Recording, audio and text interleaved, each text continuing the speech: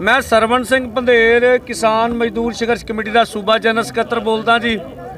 अज पूरे देश दे विच जिहड़े भाजपा दे मंत्री आ, विधायक आ, MP आ, उन्हां दे खिलाफ करोड़ां किसानां मजदूरां वल्लों उन्हां दे दरवाज़िਆਂ अगे कानून दीयां कापियां साड़ियां जा रहीਆਂ। 5 जून नूं राष्ट्रपति ने इत्ते साइन कीते सी, 1 साल हो गया। ਉਹ दिन ਵਿੱਚ ਅਸੀਂ ਜਿਹੜੀਆਂ ਵਾ ਉਹ ਕਾਨੂੰਨ ਦੀਆਂ ਕਾਪੀਆਂ ਸਾੜ ਰਹੇ ਹਾਂ। ਅੱਜ ਅੰਮ੍ਰਿਤਸਰ ਵਿੱਚ ਅਸੀਂ ਗੋਲਡਨ ਗੇਟ ਇਕੱਠੇ ਹੋ ਕੇ ਮਾਰਚ ਕਰਕੇ ਖੰਨਾ ਸਮਾਰਕ ਵਿਖੇ ਭਾਜਪਾ ਦਾ ਮੁੱਖ ਦਫ਼ਤਰ ਹੈ ਅੰਮ੍ਰਿਤਸਰ ਦਾ, ਇਹਦੇ ਗਾੜੀ ਧਰਨਾ ਵੀ ਲਾਇਆ ਵਾ। ਕੁਛ ਚਿਰ ਰੈਲੀ ਚਲਾਉਣ ਤੋਂ ਬਾਅਦ ਅਸੀਂ ਜਿਹੜੀਆਂ ਵਾ ਉਹਨਾਂ ਦੇ ਦਫ਼ਤਰ ਅੱਗੇ ਜਿਹੜੀਆਂ ਵਾ ਕਾਨੂੰਨ ਦੀਆਂ ਕਾਪੀਆਂ ਸਾੜਾਂਗੇ। ਇਹ ਸਾਡਾ ਅੱਜ ਦਾ ਪ੍ਰੋਗਰਾਮ ਆ।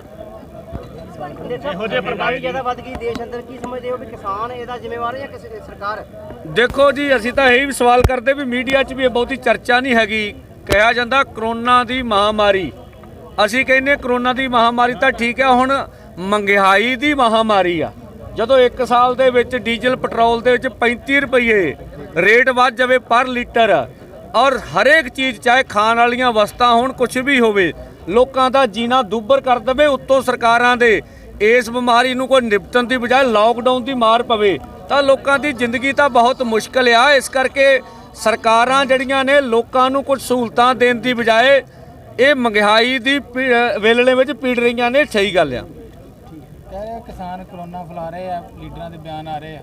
हाँ, खट्टर साहब का बयान आया सीगा, पहलों भी बयान आउंदे रहे आ।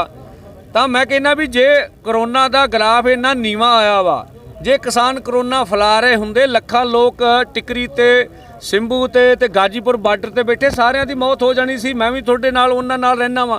ਅਜਿਹੀ ਕੋਈ ਗੱਲ ਨਹੀਂ। ਜਿੰਨਾ ਕਿਸਾਨਾਂ ਦਾ ਪ੍ਰਬੰਧ ਵਧੀਆ ਵਾ ਆਪਣੇ ਥਾਵਾਂ ਤੇ, ਉਹਨਾਂ ਸਰਕਾਰਾਂ ਦੇ ਪ੍ਰਬੰਧ ਨਹੀਂ।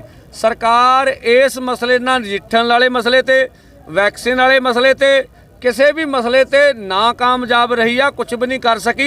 अपनी नाकामयाबी नूं छुपाउण लई जिहड़ा ठीकरा वा किसानां सिर भन्निया जा रहा, किसानां दे अंदोलन नूं बदनाम कीता जा रहा, किसानां दे अंदोलन नूं तार पीटो कर लई कह लो भी फिरकू पत्ता भी खेडण दा यतन कीता जा रहा, बशर्ते कि लोकतंत्र दा सन्मान करन, लोकतंत्र दी गल मन्नी जावे। लोकां दी गल सुन के खेती कानून रद्द करन दी बजाय अंदोलन नूं फेल करने वाले पासे सरकारां लगियां होईयां। देखो ये तो सरकारां दी आ, सरकारां ने कदों गल करनी है ते कदों नहीं करनी। असी गलबात लई जदों सद्दा सरकार दऊगी तैयार हैगे। जिहड़ा पहला एजेंडा सी उही एजेंडा, पर सरकार दी नीयत ते नीति विच खोट आ। सरकार कोई गलबात नहीं करना चाहुंदी ते ना ही मसले दा हल करना चाहुंदी आ। उदों तक संघर्ष लड़ांगे ਜਦੋਂ तक ਇਹ खेती। साडा ਮੰਨਣਾ भी लोकतंत्र ਵਿੱਚ कोई भी सियासी पार्टी किसी अंदोलन का समर्थन कर सकती, ਉਹਨੂੰ हक आ।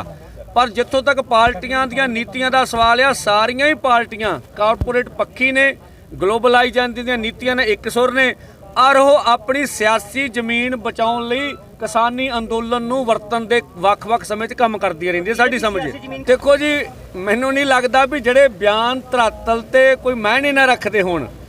बीजेपी पंजाब च ना तो हैगी आ, ना है ते ना गां रहूगी। जिथे जिथे स्टेटां विच हैगी आ उत्थे भी उन्होंने मार पै रही आ। साडे मनन मुताबक ये सियासी माहर दसदे ने भी जिन्हां दियां सरकारां सूबियां विच हुण पंचायती चोणां वो जितदे हुंदे ने, पर बीजेपी यूपी दे विच पंचायती चोणां हार गई। उन्हां दे हालात माड़े ने। इस करके बीजेपी दा देश विच आधार खत्म हो रहा। यह किसान अंदोलन दी देन आ।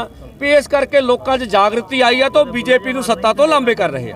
पहली गल तो आपां दोवां नूं इकट्ठे नहीं कर सकते। तुहाडा सवाल पूरा ठीक भी नहीं है। लखे सदाने वाले मेरे ख्याल मोर्चे का कोई फैसला हो चुका, मोर्चे नाल इकट्ठा होकर चल रहा, तो दोवां नूं जोड़ के सवाल करना मैनूं नहीं लगता। हाँ, साडी जथेबंदी जदों कोई इहो जी गल आऊगी तां ही गल करूगी। साडे सामने तो इहो जी कोई गल आई भी नहीं है। अज देखो दीप दी साडे नाल कोई गलबात हजे होई नहीं, कोई इहो जी किसी नाल नहीं होई। साडी जथेबंदी अपने प्रोग्राम कर रही आ, वो कर रही आ। खेती कानूनां दे विरुद्ध कोई भी लड़ना चाहुंदा लड़े, सानू की इतराज। खबरां नाल जुड़े रहो दिन रात सिर्फ पंजाब वायर न्यूज़ दे नाल।